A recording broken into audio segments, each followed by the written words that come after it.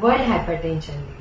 आपण असे काय बदल करू शकतो ज्याच्यामुळे तुमचा बीपी कंट्रोलमध्ये राहणार आहे?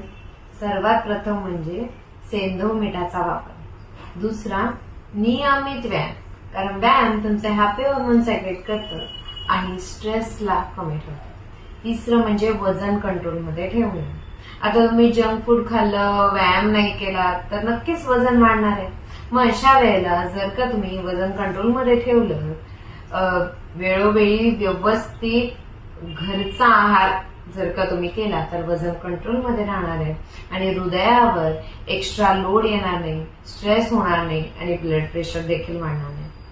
जर तुम्हाला सतत स्ट्रेस जाणवत असेल तर अशा वेळेला तुम्ही नजदीकच्या वैद्यांकडून जर का शिरोधारा ही ट्रीटमेंट करून घेतली तर त्याचे देखील फायदे उत्तम असे ब्लड प्रेशरच्या पेशंट्समध्ये दिसून येतात। जर का तुमचं वजन वाढलं असेल तर वजन कमी करून घ्या, तर ब्लड प्रेशर कमी व्हायला मदत होते।